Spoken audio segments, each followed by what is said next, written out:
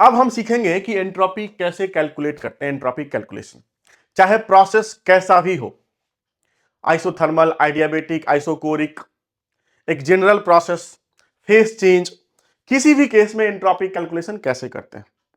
तो सबसे पहले हम जनरल डेरिवेशन कर रहे हैं आइडियल गैस का entropy change calculation. So entropy change of ideal gas सबसे पहले ये कर रहे हैं। Ideal gas in a closed system undergoing change of state, change from P1 V1 T1, मतलब प्रेशर, वॉल्यूम, टेम्परेचर इनिशियली था P1 V1 T1 से P2 V2 T2 में चला गया कोई भी आइडियल गैस, उसका एंट्रोपी कैसे निकालते हैं। तो ये करते हैं। हमारा सिस्टम क्या है, आइडियल गैस है। इसका मतलब है कि अगर हम 1 मोल आइडियल गैस की बात करें, 1 मोल आइडियल गैस, तो आइडियल गैस इक्वेशन क्या है, PV equal to N R T. और चूंकि हम 1 मोल का बात कर रहे हैं, 1 mole ideal gas, so PV equal to R T, ये हम हमेशा लिख सकते हैं सिस्टम के लिए। और हमको निकालना क्या है, निकालना है एंट्रोपी। तो एंट्रोपी का डेफिनेशन क्या है, D S equal to D Q R, R का मतलब है रिवर्सिबल, बाई टी। तो इसको यूज करेंगे, फंडामेंटल डेफिनेशन ऑफ एंट्रोपी को यूज करेंगे, और किसी भी सिस्टम का जब वो क्लोज सिस्टम है उसका एंट्रोपी चेंज निकालेंगे जब वो P1 V1 T1 change of state 1 से लेके स्टेट 2 में जा रहा है। मतलब कोई भी सिस्टम है और वो स्टेट 1 से स्टेट 2 में चला गया, किसी भी प्रोसेस से, किसी भी तरीके से, उसका एंट्रोपी चेंज क्या होगा वो हमको निकालना है। 1 पे है P1 V1 T1, 2 पे है P2 V2 T2। तो इसको निकालने के लिए हम सबसे पहले लिखते हैं first law of thermodynamics for a closed system. Closed system, तो फर्स्ट लॉ क्या है क्लोज्ड सिस्टम के लिए, फर्स्ट लॉ है D U equal to D Q minus D W, यही है। और एंट्रोपी का जो डेफिनेशन है वो है D S equal to D Q R by T. तो यहां से डी क्यू क्या हो जाएगा, डी क्यू हो जाएगा टी डी एस, हो जाएगा ना, डी क्यू आर लिख लो और यहां भी आर लगा दो, आर का मतलब रिवर्सिबल प्रोसेस, और हम जानते हैं कि एंट्रोपी हमेशा रिवर्सिबल प्रोसेस में ही निकलता है।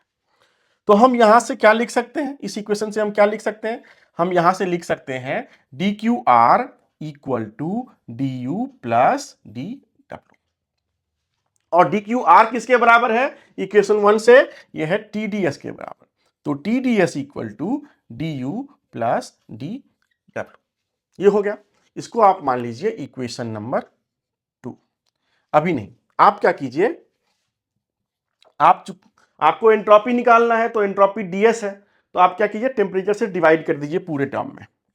So dividing by temperature on both side, this will give us D you by T plus D W by T. इसको आप कह लीजिए इक्वेशन नंबर 2, है ना। अब चूंकि ये क्या है, ये है आइडियल गैस, तो आइडियल गैस के लिए इंटरनल एनर्जी चेंज क्या होता है, फॉर आइडियल गैस जिसका 1 मोल है, 1 mole of ideal gas, what is the internal energy change, D U equal to क्या होता है CV into D T. Ideal gas का इंटरनल एनर्जी सिर्फ टेम्परेचर पे डिपेंडेंट होता है, और CV क्या है, heat capacity at constant volume. और वर्क डन, डी डब्ल्यू क्या होता है, ये डी डब्ल्यू कौन सा वर्क है, ये है डिस्प्लेसमेंट वर्क या पीडीवी वर्क, तो डी डब्ल्यू होता है पीडीवी। तो हम ये दोनों वैल्यू डी यू और डी डब्ल्यू का इक्वेशन नंबर 2 में पुट करेंगे, तो ये इक्वेशन नंबर 2 फिर से क्या हो जाएगा, ये हो जाएगा D S equal to D U के जगह पे हम डालेंगे CV डी टी, और ये टी से डिवाइड है by T, plus D W की जगह पे हम क्या लिखेंगे, P D V, so P D V by T, right. तो ये हो जाएगा CV D T by T. अब देखो P बाई टी है यहां पे, लेकिन प्रेशर जो है वो भी टेम्परेचर का फंक्शन है। तो यहां से हम क्या लिख लेंगे, PV equal to R T से P इक्वल टू लिख देंगे, या फिर P by T equal to लिख देंगे यहां से P by T equal to R by V, और ये वाला चीज यहां से उठा के हम यहां डाल देंगे। तो इस P बाई टी की जगह पे हम क्या कर देंगे, R बाई भी इंटू डी वी। ऐसा हमने इसीलिए किया क्योंकि यहां पे वेरिएबल वॉल्यूम था और ये था P बाई टी, तो इसलिए हमने P बाई टी को वॉल्यूम के टर्म में लिख दिया आइडियल गैस के लिए, क्योंकि हमको अब इसको इंटीग्रेट करना है। तो जो यहां वेरिएबल है वही यहां पे टर्म होना चाहिए, जिससे कि हमारा इंटीग्रेशन आसान हो जाए। तो इसके लिए हमने इसको ऐसे लिख दिया। तो यहां से हम क्या लिख सकते हैं, D S equal to C V D T by T plus R by V D V. ये है आपका एंट्रोपी चेंज कैलकुलेशन का इक्वेशन। इसको आप कह लीजिए इक्वेशन नंबर 3। अगर आप इसको इंटीग्रेट करें, इंटीग्रेटिंग इक्वेशन 3, अगर आप इसको इंटीग्रेट कर दें from 1 to 2, state 1 to state 2, from 1 to 2, अगर आप इसको इंटीग्रेट कर दें, इसको अगर आप इंटीग्रेट कर दें 1 से लेके 2 तक, 1 से लेके 2 तक, 1 से लेके 2 तक, तो क्या हो जाएगा, देखो इस तरफ क्या हो जाएगा, ds का इंटीग्रेशन s2 माइनस s1, और यही क्या है आपका, यही है आपका डेल्टा s, और ये किसके बराबर हो जाएगा, Cv तो कांस्टेंट है, heat capacity at constant volume, dt by T का इंटीग्रेशन क्या हो जाएगा, ये हो जाएगा Cv को बाहर कर दो और ये हो जाएगा ln t, और ये हो जाएगा आपका t1 से लेके t2 तक का लिमिट आपको डालना पड़ेगा, क्योंकि आप 1 से लेके 2 तक इंटीग्रेट कर रहे हो, प्लस r भी कांस्टेंट है, यूनिवर्सल गैस कांस्टेंट, और ये है dv बाई v, तो इसका इंटीग्रेशन क्या होगा ln v, और ये भी आप v1 से लेके v2 तक इंटीग्रेट करोगे।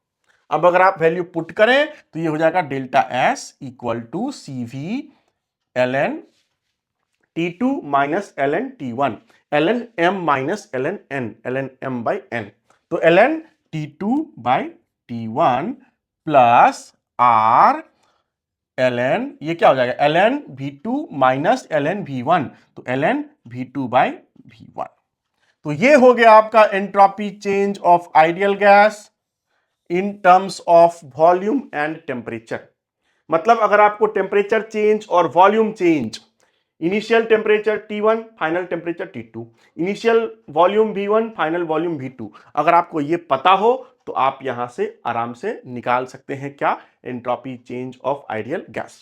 तो ये वाला इक्वेशन जो हो गया वो एक इक्वेशन हो गया टेम्परेचर और वॉल्यूम के फॉर्म में, आप इसको कह लीजिए इक्वेशन नंबर 4। आप इसको भी यूज कर सकते हैं अगर आपको टेम्परेचर और वॉल्यूम पता हो तब।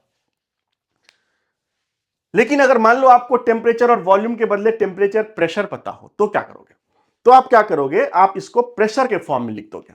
तो वो कैसे लिखोगे, तो देखो हमको पता है कि ये आइडियल गैस है, तो आइडियल गैस के लिए इक्वेशन क्या है, फॉर आइडियल गैस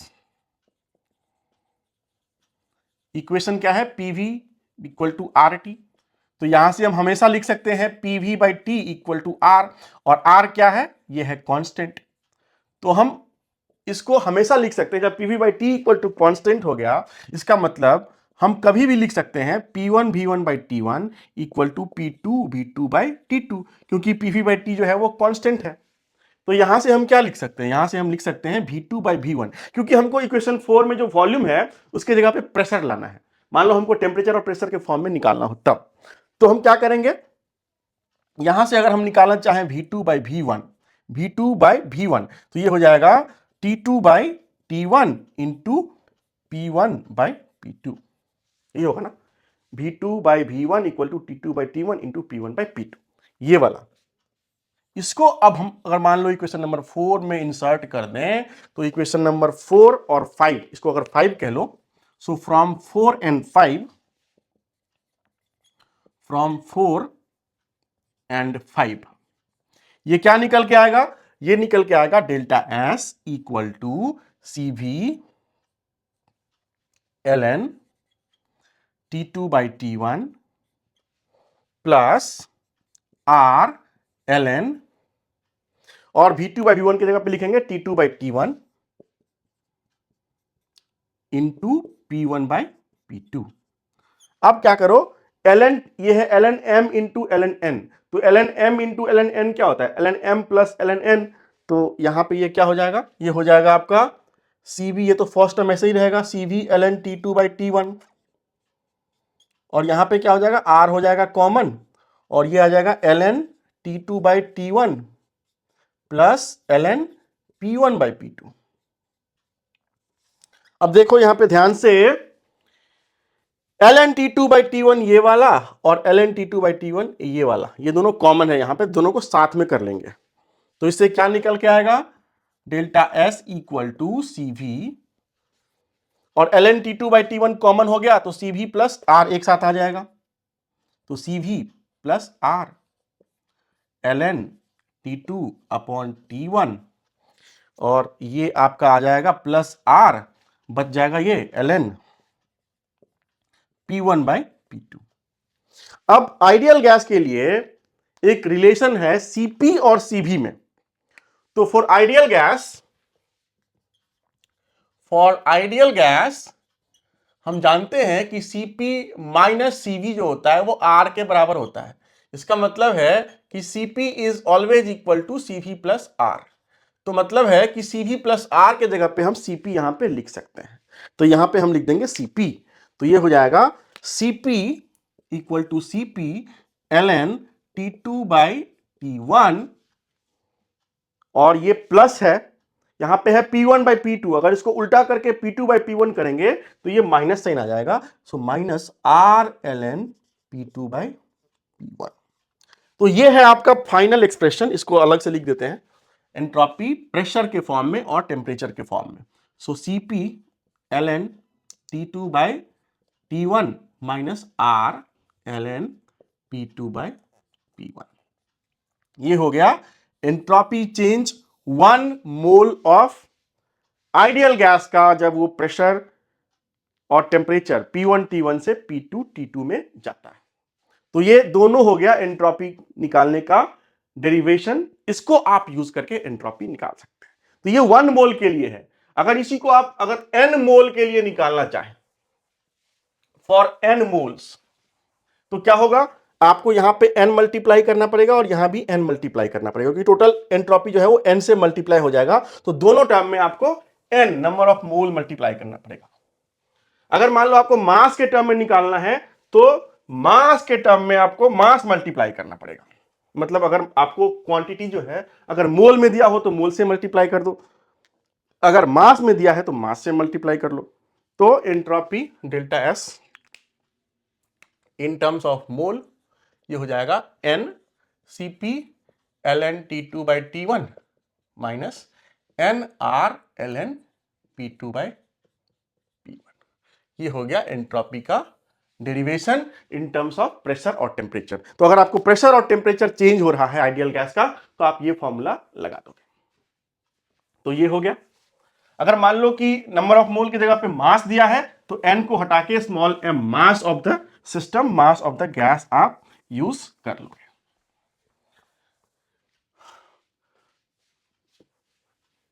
इसका एक और वर्जन जो है, अगर आप इसको फिर से 1 मोल के लिए लिख दो, और 1 मोल जो आपको याद रखना चाहिए वो है, अगर 1 मोल के लिए लिखो आप तो डेल्टा S क्या हो जाएगा, Cp ln T2/T1 minus R ln P2/P1। तो अगर आप इसको, ये कैसे आया, ये तो इंटीग्रेट करके आया है, तो इसको अगर एक स्टेप बैक ले जाए तो क्या हो जाएगा, ds equal to Cp dt/T minus R dp/P, ये भी आप याद रख सकते हो, क्योंकि देखो इसको अगर आप इंटीग्रेट करोगे 1 से 2 1 से 2 1 से 2 तो आपको ये मिल जाएगा। तो आपको हमेशा याद रखना है ये वाला फॉर्मूला, ये वाला, और इसको इंटीग्रेट करके आप वो वाला निकाल सकते हो। तो ये था आइडियल गैस के लिए एंट्रोपी निकालने का फॉर्मूला। मान लो कि आइडियल गैस जो है वो अलग अलग प्रोसेस से जा रहा है, जैसे मान लो फॉर आइसोकोरिक प्रोसेस, मतलब constant volume, reversible isochoric process, for reversible isochoric process, अगर मान लो कि आइडियल गैस जो है वो कांस्टेंट वॉल्यूम प्रोसेस से स्टेट 1 से स्टेट 2 में जा रहा है तो एंट्रोपी चेंज क्या होगा? तो जब वॉल्यूम कांस्टेंट है, तो अगर आपको याद होगा तो एक और फॉर्मूला जब वॉल्यूम के टर्म में था वो ये था, C V L N T two by T one plus R L N V two by V one, ये था ना? हाँ। तो अगर मान लो कि आइसोकोरिक प्रोसेस है, रिवर्सिबल आइसोकोरिक प्रोसेस है, तो यहां पे क्या होगा? वॉल्यूम कांस्टेंट मतलब V1 इक्वल टू V2, और जब V1 V2 बराबर हो गया तो ये रेशियो 1 ln 1 0, तो बस ये बच गया। तो आपका एंट्रोपी चेंज जो होना चाहिए वो होना चाहिए CV ln T2 by T1। ये हो गया आपका रिवर्सिबल आइसोकोरिक प्रोसेस के लिए। अगर आप चाहो तो दूसरे तरीका से भी इसको ड्राइव कर सकते हो। कैसे?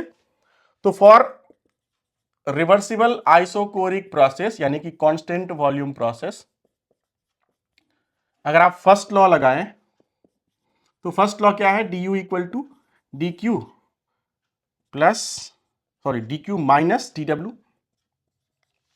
और आइसोकोरिक प्रोसेस में क्या होता है? डी डब्ल्यू इक्वल टू 0 होता है, क्योंकि डी डब्ल्यू होता है आपका पीडीवी, और आइसोकोरिक में वॉल्यूम कांस्टेंट होता है तो डीवी 0, सो ये वाला टर्म 0, सो डी यू किसके बराबर हो गया? डी क्यू के बराबर। और डी यू क्या होता है? आइडियल गैस के लिए होता है सीवी डी टी, होता है ना? तो आपको एंट्रोपी निकालना है तो क्या करोगे आप? इसको टी से डिवाइड कर दो, यहां भी टी से डिवाइड कर दो, डी क्यू बाई टी होता है डी एस, तो डी एस हो गया CV D T by T. अगर आप इसको इंटीग्रेट कर दोगे 1 से 2, तो ये निकल के आ जाएगा delta S equal to C V, और इसका इंटीग्रेशन होगा एल एन टी, और इसको अगर 1 से 2 करोगे तो C V L N T two by T, वही फॉर्मूला आ गया। अगर मान लो आप आइसो बारीक प्रोसेस के लिए करना चाह रहे हो जहां पे प्रेशर कांस्टेंट होता है, तो आइसोबारिक प्रोसेस में क्या होता है?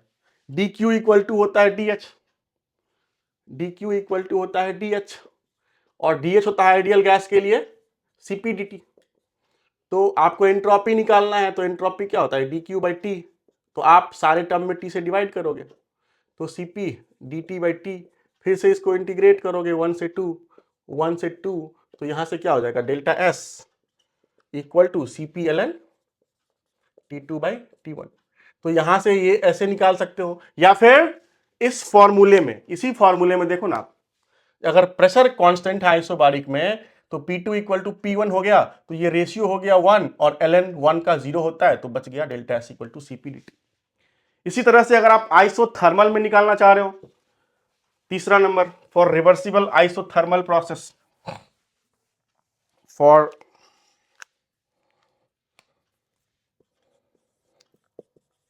रिवर्सिबल आइसोथर्मल प्रोसेस, तो यहां पे क्या होता है? टेम्परेचर होता है कांस्टेंट। तो जब टेम्परेचर कांस्टेंट है तो देख लो, इसी में लगा दो आप।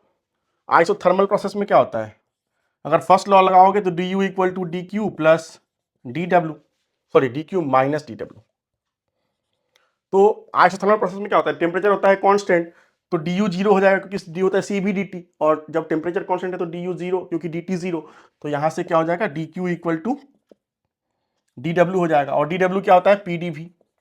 अब आपको क्या निकालना है? आपको निकालना है एंट्रोपी। तो एंट्रोपी क्या होता है? डी क्यू बाई टी, तो टी से आप डिवाइड कर दो, तो ये हो जाएगा डी एस, यह है P by T D V. और आइडियल गैस के लिए क्या होता है? PV equal to R T, ऐसा मैंने पहले भी किया था, तो यहां से पी बाई टी क्या हो जाएगा? आर बाई भी, तो यहां पे क्या होगा? Are by V D V. अब इसको इंटीग्रेट करोगे तो ये हो जाएगा डी एस इंटीग्रेशन 1 to 2, और ये हो जाएगा R L N D V by V, ये हो जाएगा 1 से 2 का integration R L N V two by V one. तो चाहे ऐसे निकालो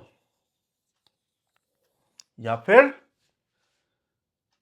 कहां गया ये वाला फॉर्मूला, देखो इस वाले फॉर्मूले में जब टेम्परेचर कांस्टेंट है तो ये वाला टर्म 0 हो जाएगा, क्योंकि T1 इक्वल टू T2, तो ln 1 0, so R ln V2 by V1। और अगर ये वाला फॉर्मूला लगाओगे तो देखो डेल्टा एस क्या हो जाएगा? ये वाला टर्म 0 हो जाएगा, पहला वाला टर्म आइसोथर्मल के लिए, तो ये हो जाएगा minus R L N P two by P one, minus R L N P two by P one. अब ऐसा क्यों हो रहा है? यहां पे प्लस आर और यहां पे माइनस आर क्यों आ रहा है? उसका कारण यह है क्योंकि आइसोथर्मल प्रोसेस में होता है टेम्परेचर कांस्टेंट। तो जब टेम्परेचर कांस्टेंट है तो अगर आप PV equal to R T लिखोगे और अगर टेम्परेचर कांस्टेंट है तो आर तो ऑलरेडी कांस्टेंट है, तो पीवी इक्वल टू हो गया कांस्टेंट, क्योंकि टेम्परेचर कांस्टेंट है और आर हमेशा कांस्टेंट होता है, तो पीवी इक्वल टू कांस्टेंट। इसका मतलब है कि P1 V1 equal to P2 V2। तो इसका मतलब ये हुआ कि V2 बाई V1 अगर आप लिखो तो ये हो जाएगा P1 बाई P2। तो इस कारण से देखो V2 बाई V1 क्या है, P1 बाई P2। यहाँ पे V2 बाई V1 है, यहाँ पे है P2 बाई P1, है ना। इस कारण से माइनस आ गया है, क्योंकि अगर ln ले लोगे आप, सो ln V2 बाई V1 क्या होगा, ln P1 बाई P2 होगा। और यहां पे क्या है, ln P2 बाई P1, इसीलिए माइनस आ गया। तो ये हो गया आइसोथर्मल के लिए। अब एक और प्रोसेस बच गया आपका आइडियाबेटिक प्रोसेस के लिए। तो रिवर्सिबल आइडियाबेटिक प्रोसेस, इसमें अगर निकालें तो रिवर्सिबल आइडियाबेटिक में क्या होता है, सिस्टम और सराउंडिंग के बीच कोई हीट इंटरेक्शन नहीं होता, तो dq equal to zero. So in that case ds equal to what, dq by t, ये जीरो है तो जीरो। तो मतलब एंट्रोपी जो होता है चेंज आइडियाबेटिक में जीरो होता है, मतलब डेल्टा एस जीरो हुआ। तो इसीलिए अगर प्रोसेस रिवर्सिबल आइडियाबेटिक है तो उसको कहते हैं कांस्टेंट एंट्रोपी या फिर आइसेंट्रोपिक प्रोसेस, आइसेंट्रोपिक प्रोसेस। तो ये हो गया एंट्रोपी चेंज ऑफ रिवर्सिबल आइडियाबेटिक। अब एक और जो इंपॉर्टेंट है वो है आपका फेस चेंज के लिए। जब मान लो कोई भी सब्सटेंस जिसका फेस चेंज हो जाए तो उसके लिए एंट्रोपी कैसे निकलेगा। तो इसमें बहुत आसान है। फॉर फेस चेंज, अगर मान लो कि सब्सटेंस सॉलिड से लिक्विड हो रहा है या फिर लिक्विड से वेपर हो रहा है या फिर सॉलिड से वेपर हो रहा है, मतलब कहीं भी फेस चेंज हो रहा है, तो उस केस में एंट्रोपी चेंज कैसे निकालेंगे। तो उसके लिए हम जानते हैं कि वही देखो, एंट्रोपी चेंज निकालना है तो यही से स्टार्ट करना है, ds equal to dq by T, है ना। अब हम समझते हैं कि जब फेस चेंज होता है तो उसमें जो हीट सप्लाई होता है वो होता है लेटेंट हीट, लेटेंट हीट। तो मान लो कि अगर सॉलिड से लिक्विड में जा रहा है या फिर लिक्विड से वेपर में जा रहा है या फिर सॉलिड से वेपर में जा रहा है, उल्टा भी हो सकता है कि लिक्विड से सॉलिड में जाए, वेपर से लिक्विड में आए, वेपर से सॉलिड में आए। तो इस केस में क्या होता है, जो हीट इंटरेक्शन है वो होगा आपका लेटेंट हीट के बराबर, लेटेंट हीट के बराबर। तो जब सॉलिड से लिक्विड में जाएगा तो होगा latent heat of fusion, latent heat of fusion. जब लिक्विड से वेपर में जाएगा तो लेटेंट हीट ऑफ वेपोराइजेशन। जब सॉलिड से वेपर में जाएगा तो क्या होगा, latent heat of sublimation, sublimation. तो चाहे फ्यूजन हो, चाहे वेपोराइजेशन हो, चाहे सब्लिमेशन हो, सब में लेटेंट हीट आ रहा है, सबका वैल्यू अलग अलग होगा।